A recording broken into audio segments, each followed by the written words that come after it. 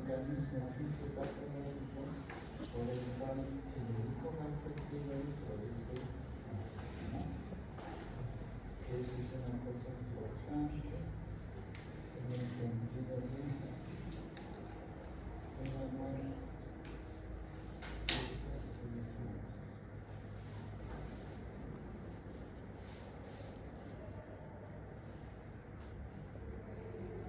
Bien, entonces, ¿quién dice? Se les voy a dejar abierto para que ustedes se vayan un momentito. ¿A quién quiere primero participar? Voluntariamente, ya no a olvidar. A la una, a las dos, a las tres. Si no quieren ganar voluntariamente, sea muy tarde. Hemos dicho a la una, a las dos, a las tres. Entonces, ahora vamos a obligarlos, pero ya sin puntaje. Jorge, ¿qué has leído sobre fisiopatología de úlcera relacionada al Helicobacter pylori? Sí, doctor. Por la misma morfología que tiene la bacteria, como hemos visto antes, tiene unos flagelos que ayudan a penetrar a nivel de la mucosa intestinal y bueno, sobrevive el medio gástrico por medio de la secreción de la ureasa que convierte el amoníaco, la urea en CO2 y amoníaco. Y esto, el amoníaco, particularmente, lo que hace es alcalinizar un poco el medio, pero también provoca toxicidad directa sobre el tejido gastrointestinal. Aparte, también tiene unas proteínas de adhesión, unas adhesinas por las cuales se coloniza la mucosa gástrica, pero luego secreta otras proteínas llamadas CAC-A y BAC-A que se encargan de inducir apoptosis y muerte celular programada a nivel del tejido gástrico. Y como hemos visto, uno de los factores protectores que tiene el estómago y todo el tracto gastrointestinal es la abundante división celular que tienen las células epiteliales para hacer un nuevo revestimiento. Entonces se induce apoptosis, disminuye esa barrera y también es un factor para producir inflamación. Y una vez dentro, la bacteria Helicobacter, cuando ya está por medio de las adhesinas y la secreción de las proteínas CAA y BACA, también generan reacciones inflamatorias, generan una proliferación de neutrófilos y esta acción inflamatoria también predispone a la úlcera.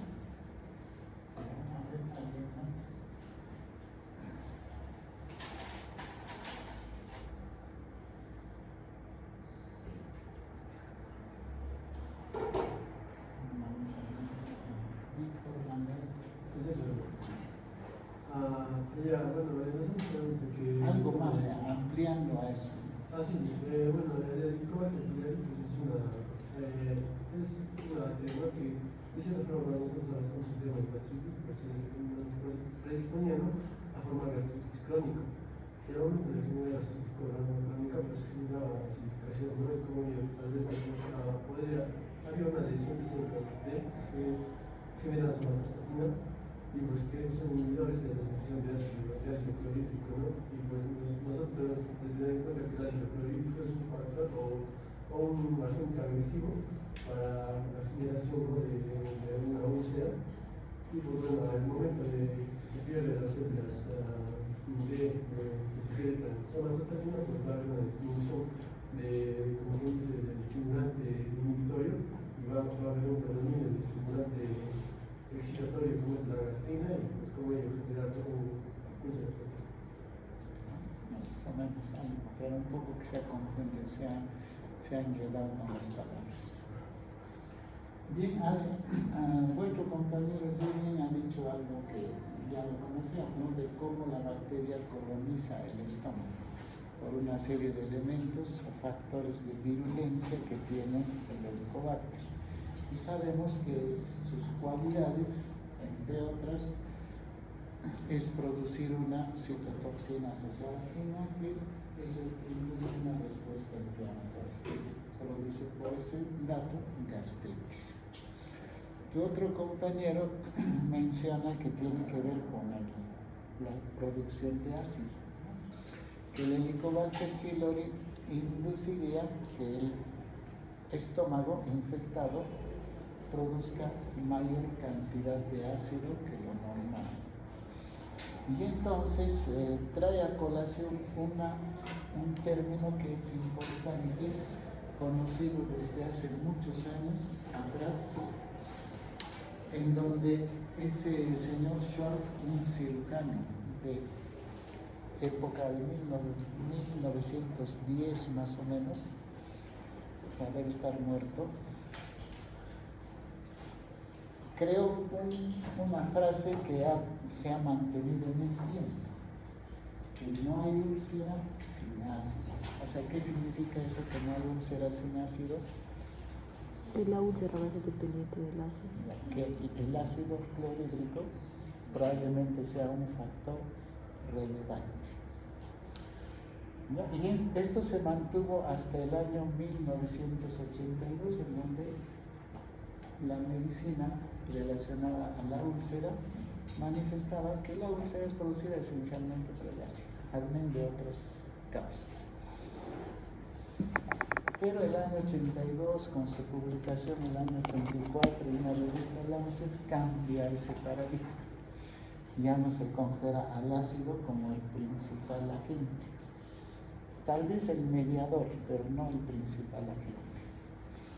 Y entonces, desde el año 84 se conoce al Helicobacter como el principal agente etiológico. Entonces, significa que tenemos que encadenar esos dos conceptos: infección por Helicobacter e hipersecreción de ácido. Entonces, la pregunta es: ¿cómo el Helicobacter pylori induce hipersecreción? ¿Quieres hablar? Bueno, creo que inhibe la secreción de somatostatina y aumenta la secreción de gastrina y es un estímulo para la secreción de ácido gástrico. ¿Y eso cómo es? A ver, explícanos. Primero, la fisiología gástrica. ¿Cómo es la fisiología de la célula parietal?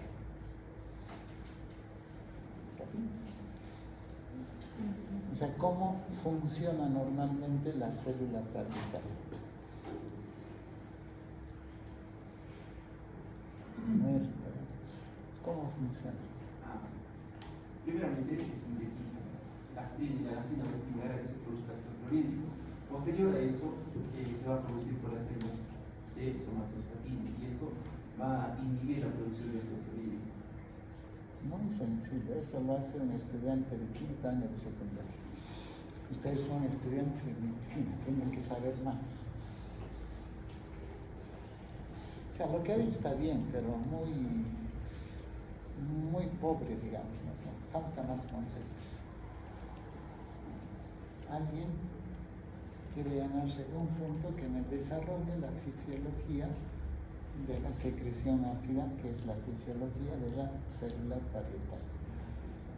A ver, ¿quieres ganarse un punto? Principalmente, en este caso, hay varias más de secreción gráfica, ¿no? Pero si hablamos de la principal, o el 60% de esa es a nivel, cuando se muestra como fase gástrica, ¿no? Y los estímulos básicamente es la presencia de proteínas a nivel central o la presentación de alimentos que estimula básicamente las células que a nivel plano a producir gastrina.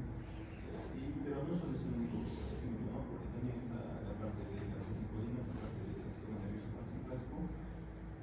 Una vez que se libera la gastrina, esta estimula a nivel de las células oxígenas parietales a la producción de ácido clorhídrico, ¿no? Pero no solo esto, también estimula a las células cromofines a la producción de histamina. Y la histamina junto con la gastrina y básicamente la acetilcolina por parte del sistema nervioso parasimpático también estimula en este caso a la célula parietal a producir ácido clorhídrico. Bueno, los factores inhibidores, básicamente como ya le han dicho, es la célula de somatostatina y también la prostaglandina también se desarrolla, eso es como un factor normal. Bueno, eso, en el caso de la gastrina y la histamina, básicamente son receptores específicos en la célula parietal y los mecanismos intracelulares relacionados mutuamente con el IP3 o calcio, relacionado al calcio, ¿no? Eso a su vez estimula a la bomba de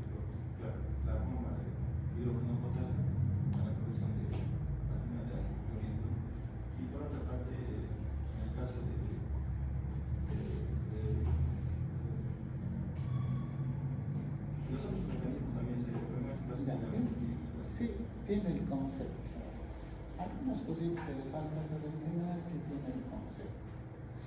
Ya, la célula parietal es la principal célula efectora de la producción de ácido, pero para que cumpla esa función tiene receptores que estimulan la secreción de ácido y receptores que inhiben, de tal manera que siempre debe haber un equilibrio. Vale decir que cuando el estómago o cuando el organismo necesita mayor producción de ácido, se estimulan los receptores, y cuando ya esta acidez se ha alcanzado, se estimulan los inhibidores, ¿sí? Entonces tiene que haber un equilibrio.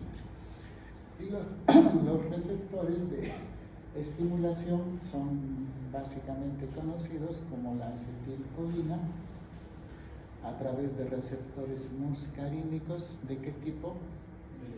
M3. Hay receptores de gastrina para esta hormona que se produce en las células G del antro, es una hormona gastrointestinal.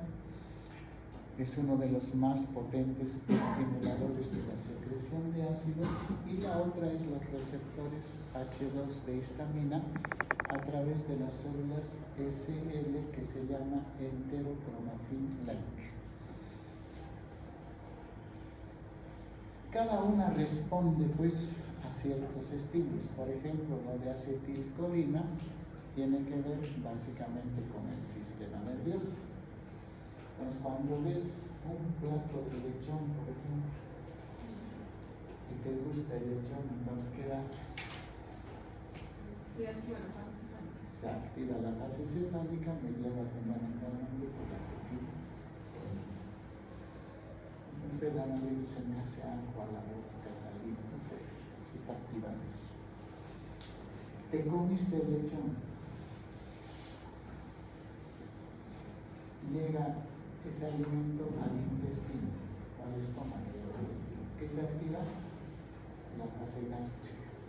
¿Mediada por quién? Por la gastrina, esta hormona, y por las células enterocromafin-like. Ahí estamos. Y también hay una fase duodenal, finalmente, que tiene que ver con la producción de hormonas intestinales. Entonces, así se estimula. Estos estimulantes tienen mediadores intracelulares todavía, para que lleguen a estimular la bomba de protones. Imagínense que el receptor está acá y la bomba de protones está al otro lado, ¿no? Entonces, para que el receptor de estimulación pueda estimular a la bomba de protones, tiene que haber un largo viaje por el citoplasma de la célula parietal. Todo esto. Y eso lo hace a través de dos mediadores. ¿Cuáles son? El cálcio es uno y otro el aminoácido. Está completando su síntesis. A través de eso se estimula la bomba de protones. ¿Y qué características tiene esta bomba de protones? Es ser una proteína que intercambia hidrógeno-potasio. Por lo tanto, al hacer este intercambio, mete potasio a la célula, saca hidrógenos a la luz y se produce el ácido clorhídrico. Todo esto tienen que saberlo bien para después el tratamiento. Entonces, faltaba centrar los receptores de inhibición, que se activan cuando el pH del estómago disminuye ostensiblemente. El pH muy ácido. Por lo tanto, se activan los mecanismos de inhibición de la producción de ácido, comandada sobre todo por la somatostatina, producida en un grupo de células que se llama células D. Y la prostaglandina E2, que activa los mecanismos de citoplasma. Entonces, así se protege nuestro estómago. No se perfora viendo el lechón que tanto te gusta, ¿no? Bueno, entonces, eso tiene que ser vigente. ¿Qué tiene que ver el Helicobacter pylori acá? En la reacción inflamatoria que se produce por el Helicobacter pylori en el estómago, se ha detectado que esta reacción inflamatoria lesiona predominantemente las células D, que producen somatostatina. Por lo tanto, el equilibrio, estimulación, inhibición se altera. ¿Hacia qué lado? Hacia el lado de la estimulación. Por lo tanto, cuando una paciente o un paciente se infecta por Helicobacter pylori, una de las consecuencias es la hipersecreción ácida por inhibición en la producción de somatostatina por parte de las células D. Y esa es la explicación por la cual Schwark sigue vigente, junto con el Helicobacter aureus. Entonces ya se dan cuenta cómo el Helicobacter pylori produce hipersecreción de ácido. Y esto es importante que lo conozcan porque esto es el gráfico que les indica eso. Entonces lo que van a llevar ahí es esta diapositiva que siempre la van a recordar. Y esto está demostrado científicamente. Entonces ya pueden explicarse cómo el Helicobacter pylori produce incremento en la producción de qué? De ácido. Y los antiinflamatorios, eso sí es ampliamente conocido, ya no les vamos a cansar, no vamos a insultar a vuestra inteligencia porque ya se los hemos dicho varias veces. No necesitamos repetirlo porque este fármaco, este grupo de fármacos, sobre todo al hacer que se inhiba la producción de prostaglandineos, disminuye los mecanismos de citoprotección y por lo tanto expone al estómago a la acción lesiva de los agentes agresores. Es como si te dijéramos, tú vas con tus guardaespaldas que te protegen y de un momento te quitan los guardaespaldas. Estás expuesta al peligro, ¿no? Algo así. Esto es una especie de guardaespaldas. Y los AINES son varios, son muchos. Hay otros factores de riesgo, pero acá he enfatizado fundamentalmente entre estos otros factores la edad, importante, la úlcera gástrica, sobre todo relacionada a la edad. Otro, a lo que le gusta a tu compañero, fumar tabaco. Tanto así que esto está también demostrado, que cuando el paciente infectado por Helicobacter pylori además es fumador, la hipersecreción de ácido se multiplica. Cuidado con los que fuman. Entonces, ¿a quién le gusta fumar? Y existen otros factores de riesgo, pero que evidentemente no tienen el peso de los anteriores que habíamos mencionado.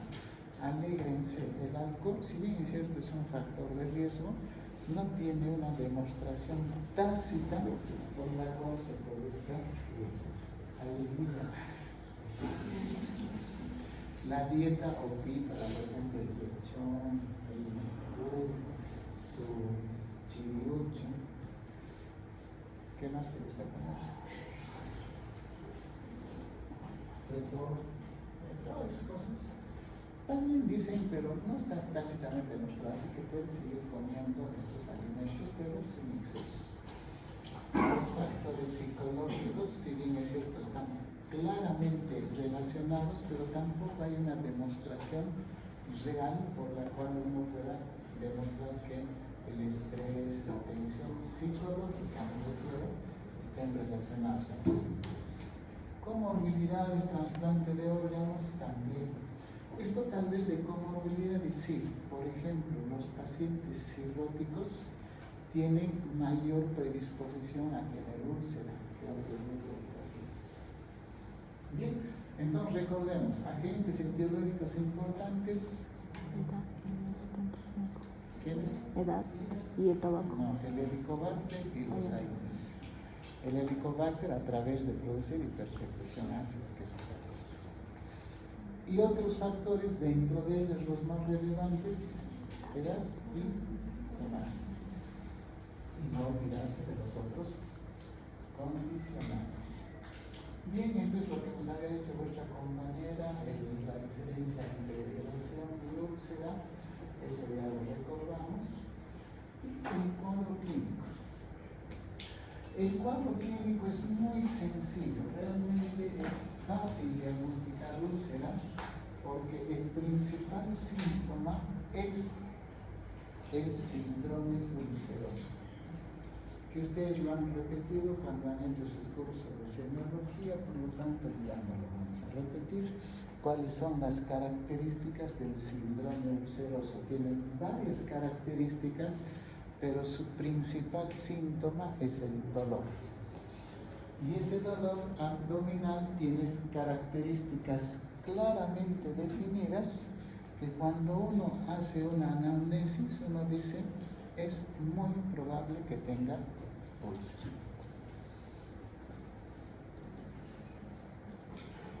Léenos esas características. Dolor abdominal, dolor epigástrico que suele aparecer entre 1 a 3 horas después de las comidas, en ocasiones por la noche, despertando al paciente. Por lo común mejora con los alimentos y con los antiácidos, y cursan brotes con una duración media que oscila entre 15 a 20 días, y periodos intercrisis que pueden ser asintomáticos. ¿Alguno de ustedes se diagnostica así? Características que van a preguntar a su paciente. ¿Dónde le duele? Te levante dónde, en la cabeza, ¿no? Entonces le preguntan, ¿en qué momento aparece el dolor? El paciente va a decir, al principio me calma, pero pasa un rato, una hora, y empieza otra vez a aparecer el dolor. Una característica importante, además de que suele aparecer en las noches. El síntoma nocturno es muy importante. Y si le dicen, ¿y con qué mejora? Algo me llevo a la boca, los alimentos, ¿cómo se me calma? Por ejemplo, algunos dicen leche. Pero la leche no estaría indicada. ¿Por qué? ¿Por qué la leche no estaría indicada? Es la calma. Hay muchos pacientes que dicen, cuando toman leche les calma. Se acabamos de decir, ¿qué tiene la leche? Calcio. ¿Y cuál es el mediador intracelular de la secreción de ácido? El calcio. Entonces, si tú le aumentas calcio, obviamente vas a estimular a la larga la producción de ácido. Entonces, no vale la pena dar otro tipo de alimentos. Y característicamente vienen brotes. 10-15 días con epigastralgia, después se le pasa, aparentemente está un tiempo libre y otra vez aparece. Eso es algo que tienen que recordar y lógicamente siempre este principal síntoma puede estar acompañado de muchos otros síntomas, pero sobre todo, ¿cuáles? Tú sabes. Llenura precoz, Y sí, flatulencia, signos de dispensa. náuseas, los síntomas que ella tiene, los síntomas dispépticos. Por eso a veces es difícil diferenciar los dos. Pero si esto es así, tan bonito, no siempre ocurre.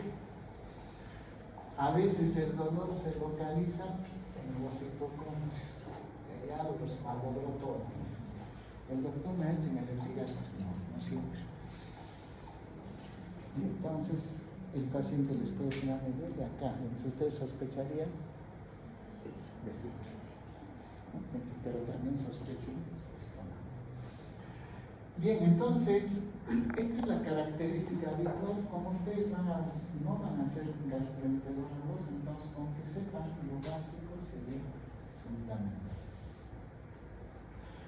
Y el diagnóstico, obviamente, sensibilícenos con nuestro aparatito preferido, que no nos saca nadie, que se llama endoscopia. Entonces nos dice, ¿qué sería de los gastroenterólogos sin este instrumento? ¿Qué sería? ¿Tú qué dices? No seríamos nada. Nos permite hacer diagnóstico, tratamiento, muchas cosas. Entonces, el mejor examen para úlcera es la endoscopia. No hay discusión. Y nos permite ver, supera la radiología. De hecho, ya ni siquiera piensen en radiología. Por eso ya me les pongo esto. La endoscopia es superior en todos los aspectos para el diagnóstico de úlcera. Y entonces uno va a observar esta imagen característica, ¿no? Nos emocionamos, al igual que los patólogos se emocionan. Mira esa úlcera, qué bonita, la describimos, ¿no? ¿Qué Forret sería? A ver si recuerdan.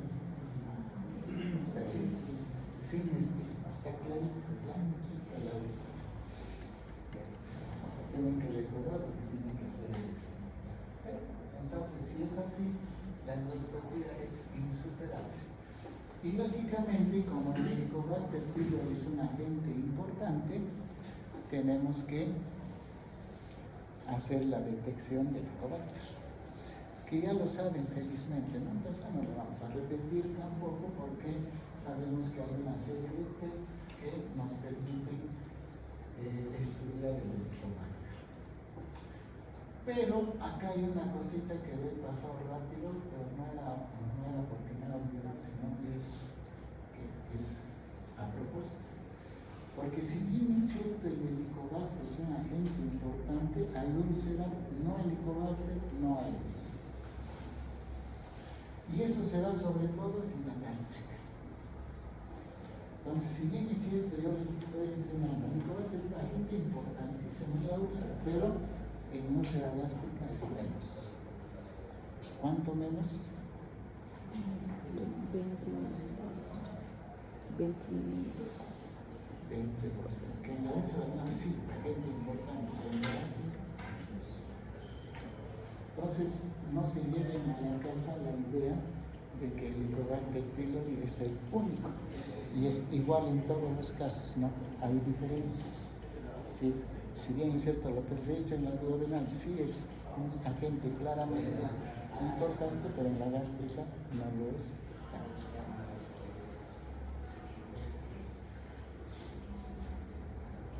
Y finalmente, sus complicaciones. Ustedes ya lo saben esto porque ya hemos hecho clases amplias sobre la hemorragia digestiva, nos hemos demorado más de una semana. Por lo tanto, ya no repetimos más porque no queremos insultar a nuestra inteligencia, solamente decirles que es la principal complicación. Se dice que entre el 10 al 15% de pacientes con úlcera duodenal o gástrica en algún momento de su vida van a desarrollar hemorragia digestiva, sobre todo predispuestas por quién. Por el uso y abuso de maíz. Entonces, gracias a la hemorragia digestiva vivimos muy bien. Entonces, nosotros agradecemos a todos los médicos que nos recetan AINES indiscriminadamente. Entonces, ¿ustedes serán alguno de ellos? No creo, ¿no? Ahora ustedes ya saben el riesgo que hace medicar sin estudiar factores de riesgo. ¿Cuáles son para los AINES? ¿En quién tengo que tener más cuidado? Mayores de 60, luego alguien que tenga antecedente de enfermedad ácido péptica, obviamente. Otro que esté utilizando más de un fármaco, por ejemplo, clopidogrel o corticoides más, hay que tener cuidado. ¿Ven? Es fácil tener cuidado. En cambio, a ustedes les pueden recetar tranquilamente.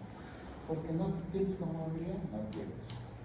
¿Utilizas otros años? No utilizas. No tiene otras cosas, es fácil. A ustedes sí les puedo recetar fácilmente. Porque probablemente no tengan factores de riesgo. Pero si tuvieras 70 años, cuando tengas, hay que tener cuidado. Y de eso prefieren utilizar los AINES selectivos, pero por cortos periodos de tiempo. No, ¿por qué no utilizan por más años de año? Porque sería lo ideal. Por ejemplo, el celecoxib, el ropicoxib, que son selectivos, fósforos, o sea, solamente inhiben la inflamatoria y no la otra, serían los ideales. ¿Okay? Se ha demostrado en estudios que pueden causar problemas cardíacos. Entonces, no te mueres de úlcera, pero sí de infarto. Pero igual, no se llama de cualquier cosa, hasta de vigilancia cardiaca, no es correcto. Las otras son menos frecuentes, y rara vez se ven. Suele decir la perforación, por ejemplo, cuando se presenta una perforación, es rara, muy rara. ¿Cómo se va a presentar? Con otro síndrome que ya lo hemos desarrollado. Abdomen agudo, de tipo peritoneal, o sea, quirúrgico. Por lo tanto, su tratamiento será nada más que hablar. Penetración al páncreas, sobre todo en úlceras duodenales de cara posterior, puede causar pancreatitis. Mucho más rara aún. Casi estamos hablando de rarezas. Y finalmente que se haya, sobre todo en úlceras alrededor del canal pilórico, que haya estenosis pilórica y va a producir el famoso síndrome pilórico. También casi en extinción, casi ya no vemos. Ya no se ve mucho, sí se ve hemorragia, pero no perforación expresa, muy poco, casi nada. ¿Por qué? Y sí hemorragia, más. Porque las otras no tanto y la primera sí.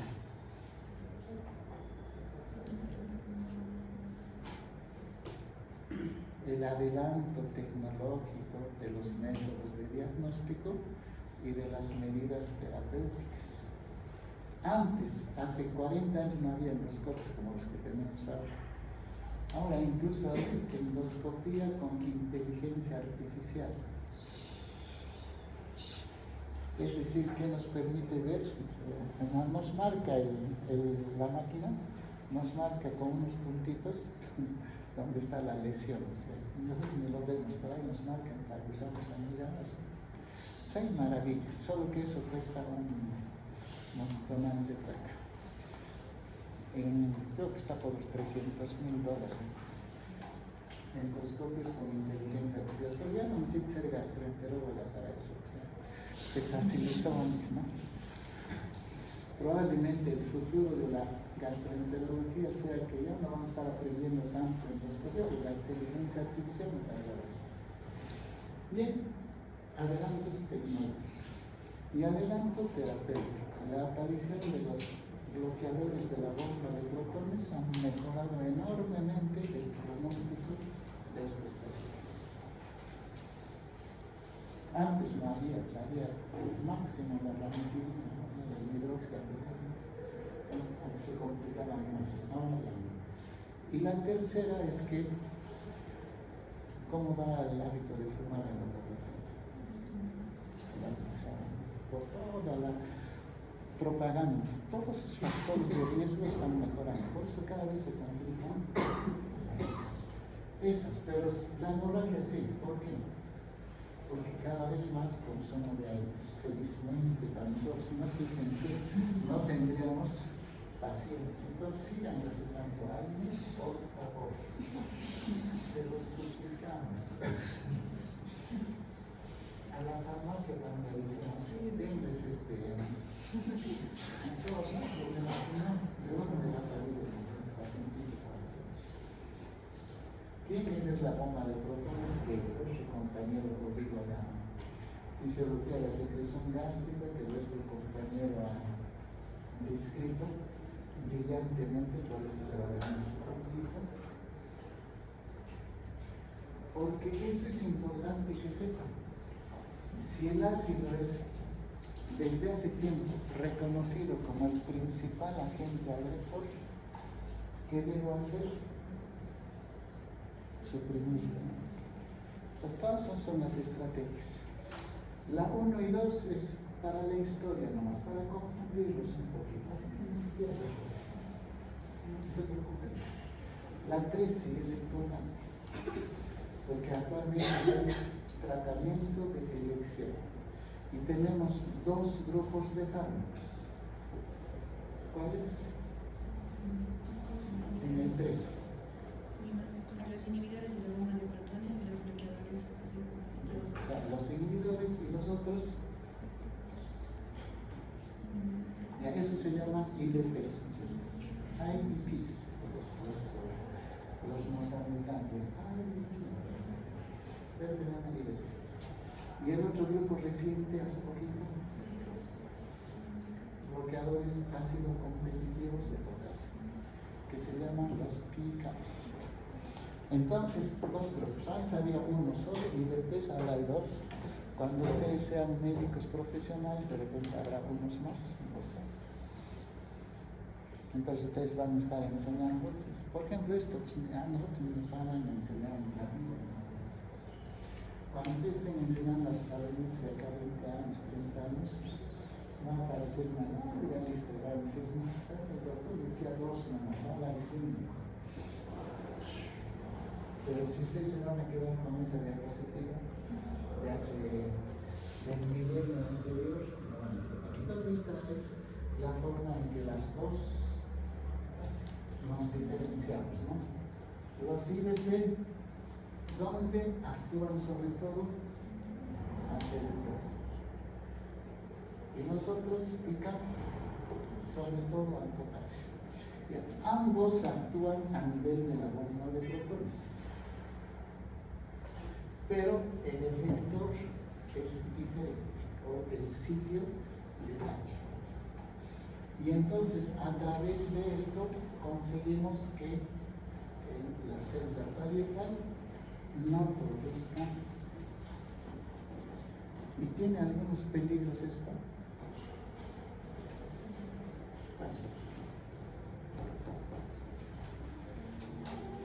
a ver, le doy un punto al que me diga cuáles son los peligros de utilizar cualquiera de estos. Más experiencia tenemos, sobre todo porque tiene años, que tiene pocos años, de suprimir el ácido prolongadamente en el estómago. La una, esta tiene 1, tiene 12, entonces los 12. Sí, bueno, en términos de simulación no se va a poder absorber algunos elementos. ¿Puede qué? No se va a poder absorber algunos elementos como el hierro. ¿Cuáles? El hierro, el hidrógeno. Ya. Lo que nos va a generar un problema más grande. No se va a absorber el hierro, También perfecto. calcio, porque el hierro para anemia, ¿no? El calcio se puede mencionar Ya, o sea, puede producir cáncer, pero ya no lo vamos a utilizar, ¿no? ¿no? Porque la ranitidina se ha retirado por eso, porque se le ha descubierto un componente carcinogénico y ¡pac! Automáticamente ya lo sacaron. Pero acá no, ¿por qué no lo sacan si tú dices que produce cáncer? No, dije que por eso. ¿Ah? No dije esto por eso. Pero no estás diciendo, puede producir cáncer. ¿Ah? No, quería decir osteoporosis, ¿Qué? por la baja absorción de calcio que se puede producir osteoporosis. Ya, calcio. Así. Disminuye la absorción de calcio y de hierro. Ya, ¿qué más? Bueno, eso es lo principal. Incompleto, ya, complétalo. Las infecciones suelen ser más frecuentes. ¿Qué? Las infecciones Ya es más probable que haya infecciones intestinales porque se anula la primera barrera de defensa. Otro. la degradación de los ¿No? la degradación de los alimentos. La absorción puede ser. Está. Otra. Otra que no la ha dicho tu compañera, ha dicho hierro, calcio, porque disminuye la formación de factor intrínseco. Entonces, esas son las consecuencias conocidas. Por lo tanto, puede dar osteoporosis, puede dar anemia ferrotécnica, puede dar anemia amiloblástica o infecciones. pero son superables. No está demostrado el cáncer que decía vuestro paciente o vuestro amigo, no nos hemos confundido. No hay cáncer. Puede haber cáncer, sí, pero no está demostrado. Estoy seguro que si mañana hay alguna demostración, lo retiro. Entonces vamos a estar quedando con que no sabemos. Después, Alzheimer también nos escuchamos, pero no está demostrado. Por lo tanto, son medicamentos seguros. ¿Lo puedes estudiar en la infancia? ¿Por qué?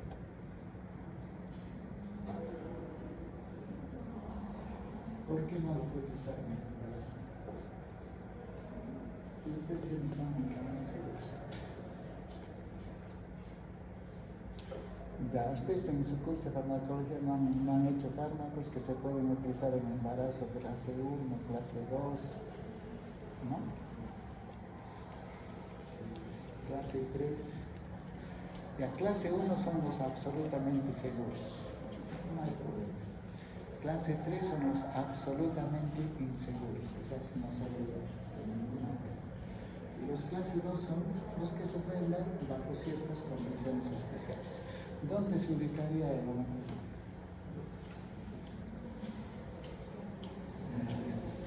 Clase 2. O sea, lo pueden utilizar bajo ciertas condiciones. Hay que saberlos, pues creo que no sé, que se están haciendo muy pasivos ustedes. Otras alternativas de tratamiento, los antiácidos, hidróxido de aluminio, hidroxicarbonato de calcio, malaldol, o fármacos que incrementen la resistencia o la capacidad de la citoprotección, como son el sucralfato o el subcitrato. Ya, con que ustedes sepan que se utilizan los agentes bloqueadores de calcio, sobre todo los IBPs y los PCABs. Ahorita con que ustedes se queden con IBP es suficiente. Los PCABs todavía dejémoslos a nosotros. Utilizamos un fármaco recientes. Ustedes dicen, no, esos meditos que lo utiliza el especialista. Ahí están disculpados. Pero los IBP sí lo pueden utilizar casi indiscriminadamente. Y los antibióticos, obviamente, para el helicobacter, que eso ya lo saben. Es cosa importante. El tiempo de tratamiento es 4 semanas. Las dosis están mencionadas allí de los principales fármacos que utilizamos.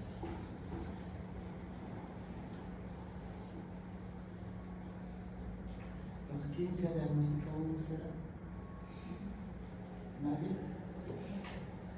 Entonces lo puedo pasar rápido porque nadie va a utilizar ese diagnóstico.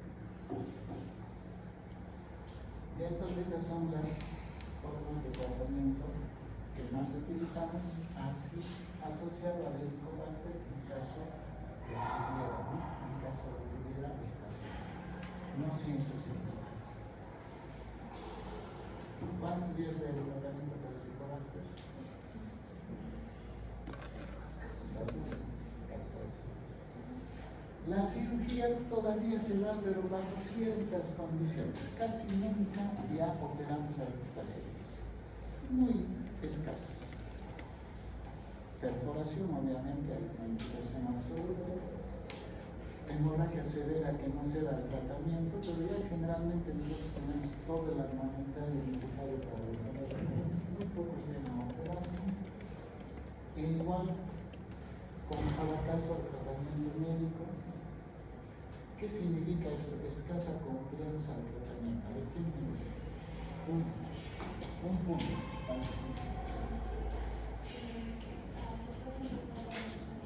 ¿Qué? O sea, no tienen. ¿No? Ya, o sea, no tienen apego hasta un punto. Más tu medio de la anterior sería 1,5, porque ese punto se están repartiendo. 1,5. Ya, no tienen apego. Por ejemplo, tu compañero es fumador. Doctor, prefiero morir a dejar de fumar. Entonces, ese es el que no tiene adherencia al tratamiento. Bien, la cirugía tiene todavía estas alternativas quirúrgicas, la vagotomía ultraselectiva o la selectiva y el tipo de vagotomía. Esto se los dejo para el curso de cirugía. Cuando el cirujano, cuando haga su curso, la parte de úlcera, les va a preguntar, dime cómo el Helicobacter pylori produce úlcera. Van a mirar al cielo y dicen, creo que si tu compañera sí. Y le va a decir, en gastro no han hecho eso, ni nos ha tocado, ni someramente. Ya, por eso decimos que ya ni lo tocaron, pero lo va a tocar él. Sí. Y finalmente algunas úlceras especiales para iniciar. La úlcera de estrés, un poquito sobre estos temas, porque no nos va a interesar mucho. Son las otras formas de úlcera de estrés. ¿Cuáles son las causas más importantes? Helicobacter y Aedes. Y entre los otros, edad o tacamosa. Bien, existe una denominada úlcera de estrés que se relaciona básicamente al estrés de enfermedad grave. Y enfermedad grave significa todas esas condiciones. Leemos. Las úlceras por estrés se definen como... estos eventos pueden ser quemaduras extensas, ventilación mecánica asistida, cirugía mayor, sepsis, coagulación o traumatismo grave. Condición de enfermedad grave. Por lo tanto, ¿dónde se van a presentar más este tipo de complicaciones? ¿Quién va a ser intensivista? Ahí es donde los que están, los que van a ser el suelo y estar atentos a esto. El principal peligro de una úlcera de estrés no es tanto que aparezca la úlcera, sino que se presente la hemorragia digestiva. Es casi el puntillazo final. Imagínense quemadura extensa y que da hemorragia digestiva. Ya, esa semana vete de una vez. O sea, por eso hay que prevenirlo. Acá lo importante es no tratarlo, sino prevenirlo. Obviamente tratarlo cuando aparezca, pero sobre todo prevenirlo. Entonces, todos esos son los factores de riesgo. Acuérdense siempre, cuando tengan un paciente de esas características, digan, puede tener úlcera de estrés o tengo que prevenir los factores de riesgo. ¿Por qué se produce úlcera de estrés? El ácido sigue siendo el principal responsable. Sigue siendo. O sea, no cambia esa situación.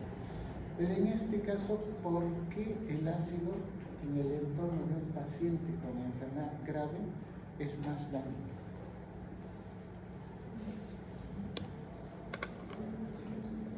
Un punto, a ver al que lo sabe leer, así, a tu compañero, te respuesta. Doctor, disminuye los mecanismos de cicatrización, que podría ser, disminuye la producción de moco, también disminuye lo que es el flujo sanguíneo, disminuye la reparación epitelial del paciente por el estrés que se aumenta. Ya, disminuye los mecanismos de protección, pero ¿por qué?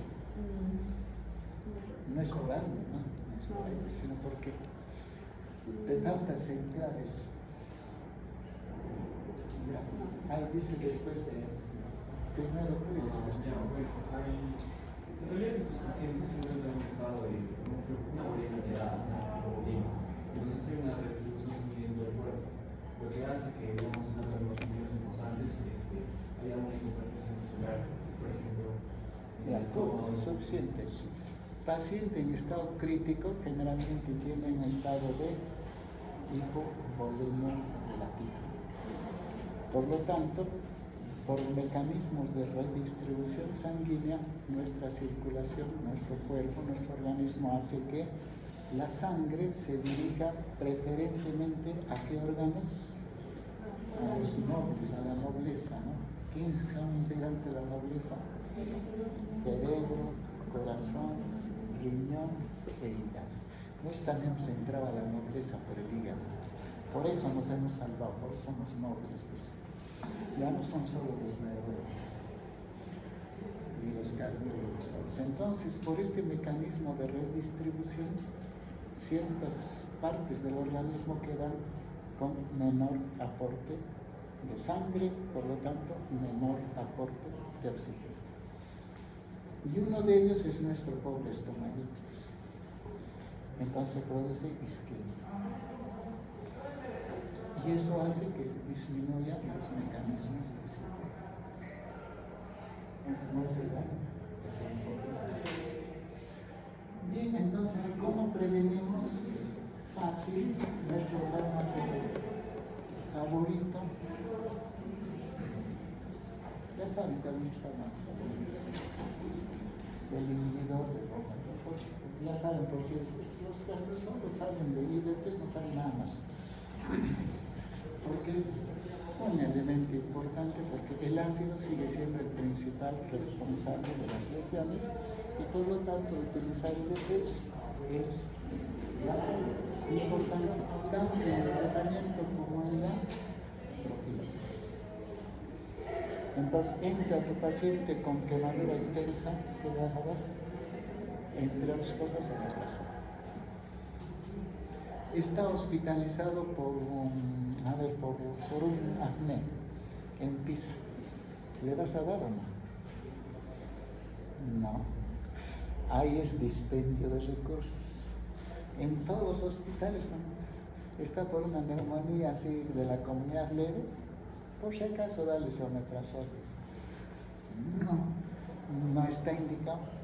Solamente en condiciones de enfermedad grave, severa, que tú lo has leído. Entonces, cuando veas que un doctor está recetando, doctor, ¿por qué le está recetando IBP a ese pacientito que tiene acné y está hospitalizado? Pregúntenle nomás a ver qué les responderá. No está indicado. Bien, y finalmente hay para que ya tomaremos clases mañana, se lo ven antes del video. Por eso nos estamos apurando. Los síndromes de hipersecreción, que son otras formas de úlcera, raras, por supuesto, raras, toditas raras, por eso lo vamos a pasar así muy rapidito. Están relacionados a un incremento de la gastrina en la sangre, definida como una gastrina mayor a 110. Todas estas condiciones pueden decir también úlcera, pero son frecuentes o son raras. ¿Qué nos dice? Raras, rarísimas. De hecho, les voy a dar mi dirección cuando vean un paciente. Nosotros no hemos visto. He visto un síndrome Soli-Gelson, el resto nada, ni siquiera lo hemos visto. Entonces son rarísimas. Por lo tanto, ¿vale la pena estudiarlo? No, solamente conocerlo. Y de ellas, el síndrome de Soli-Gelson, que tal vez sea el que pudieran ver en algún momento, una enfermedad antigua, en la cual se describe la presencia de tumores secretantes de gastrina. Estos tumores habitualmente son benignos, adenomas. Habitualmente, no siempre, algunos son malignos, pero la mayoría son benignos. Por lo tanto, su principal peligro es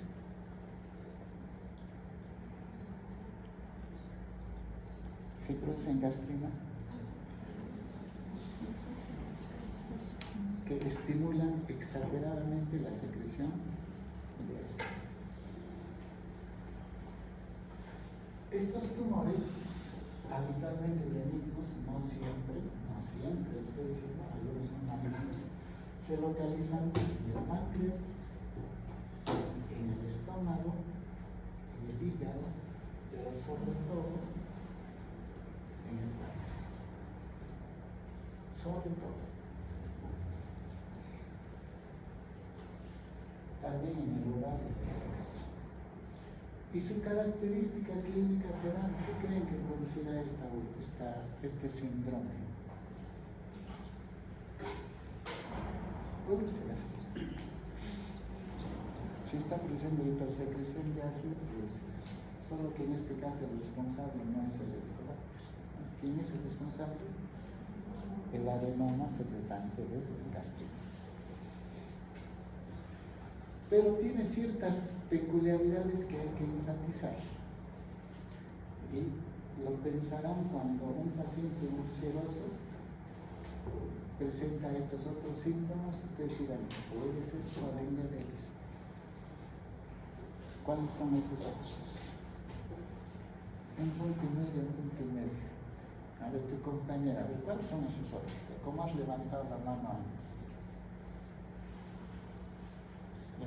Úlcera tan igual como la úlcera péptica del dolor epigástrico, con sus características, con síntomas dispépticos como el igualito, no hay diferencia. Pero tiene ciertas peculiaridades que nos hacen pensar en Solenga-Ellis. ¿No? No alivia el dolor al completo. ¿Cómo? El dolor nos alivia. No, no es la diferencia. ¿Qué estancia de diarrea crónica? Gran causa de diarrea. ¿Por qué? ¿Cómo se te llama así?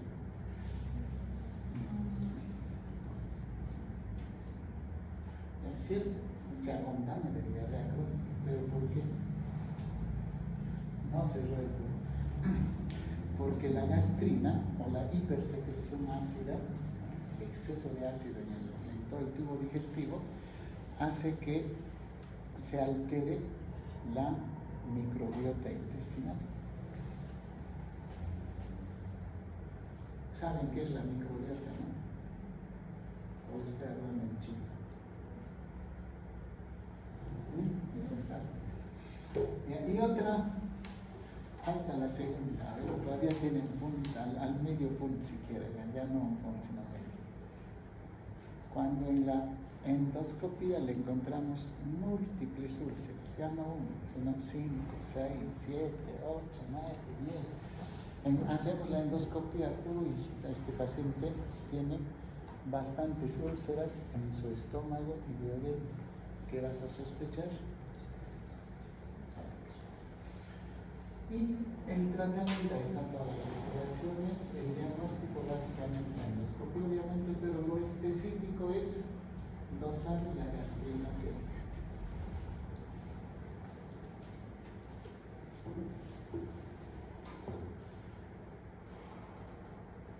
Eso es la anatomía patológica como se puede ubicar la lesión. ¿Y su tratamiento cuál sería?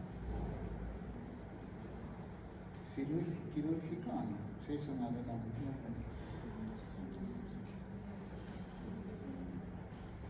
A ver, tratamiento.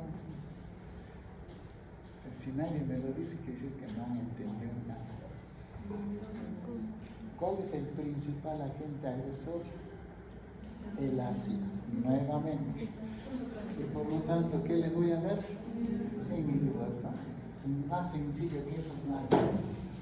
Pero en este caso lo peculiar es que le voy a dar por largos periodos de tiempo, porque como no estoy sacando el tumor, muchas veces el tumor lo dejo allí, entonces solamente le bloqueo la producción de ácido. Y se le da habitualmente dosis altas de IBP, esas son las diferencias. Ya no le damos 20 como una úlcera, le damos 60. Si se demuestra que el tumor es maligno, ahí sí, la cirugía. Bien, hasta acá, ¿alguna pregunta, duda? ¿Por cuánto tiempo, doctor? Dijo que el tiempo es más prolongado. De por vida, posiblemente, si es benigno. Y el paciente lo tolera, porque la cirugía sería más peligrosa. Felizmente es rara, no es común esta. ¿Alguna otra pregunta? Doctor, su tratamiento es los IBPs. En la segunda lámina, un factor también decía, en la segunda lámina IBP, o sea, en la segunda lámina que puso, en la segunda diapositiva del síndrome de Selin, en los factores de riesgo, al último había un factor es el uso de los IVPs y su tratamiento también serían los IVPs, ¿no? Entiendo. Acá es diferente. Acá, bueno, está bien, la pregunta es pertinente. Uso crónico de los Ya, IVPs. es tan cierto. ¿Por qué el uso crónico de IVPs puede producir hipergastrinemia? Porque está dentro de los síndromes de hipergastrinemia, ¿no? Tú misma, ¿por qué produce un IVP hipergastrinemia a la larga? Podría ser porque hay una reducción de la sensibilidad de estos IVPs. Ustedes lo saben, ya tú misma te vas a dar la respuesta. Utilizas IVP, ¿qué haces? Haces que el ácido disminuya notablemente. Por lo tanto, alteras el equilibrio. En este caso, el equilibrio está a la inhibición. Por lo tanto, tu estómago va a reconocer que le está faltando ácido. Porque el estómago no es inteligente, ¿no? Dice que me está faltando ácido. Por lo tanto, estimula. Entonces, ordeno células G, produzcan más gastrina, porque ese estómago no tiene ácido. Y entonces empieza el paciente con uso crónico de IVPs a desarrollar más gastrina. Pero esa gastrina no puede estimular el ácido porque está permanentemente bloqueada la bomba de protones. Entonces empieza a subir los niveles de gastrina. Pero esa no produce úlcera. Esa produce unas lesiones que se llaman pólipos por hiperplasia de células parietales. Esto es más para la gente del entorno de la especialidad, no se confundan mucho. Entonces, algunos pacientes desarrollan, cuando les hacemos endoscopía, pólipo. Entonces, les cortamos y el patrón dice hiperplasia de células parietales. Entonces decimos, debe estar consumiendo años de años y después. Y si a ese le dosáramos gastrina en la sangre, la diagnosticamos. Entonces, ya te explicaste por qué hay hipergastrinemia en el uso crónico de IVPs. No vaya a ser que ustedes dosen a alguien gastrina y digan, Solinger Ellison. No, de repente está tomando su IVP crónicamente. Ya, otras preguntas. Pero eso ya ni le he detallado porque es tan raro, es más patrimonio del especialista. Si no, ¿qué caso haríamos nosotros? No. ¿Alguna otra pregunta? Por qué antes les digo el vitíligo, ¿cómo puede producir hipersecreción ácida? Quiero entender al doctor Clarito. Son clarezas, ya no quisiéramos confundirlos con clarezas. Porque si no se van a estar empezando a decir que el curso es recontra difícil. Entonces queremos el curso sencillo, fácil, asequible, pero que ustedes sepan manejar el paciente. ¿Preguntas, dudas? ¿Ninguna? Bien, entonces mañana vamos a pedir un libre porque hemos adelantado la clase de mañana. ¿Saben que quieran el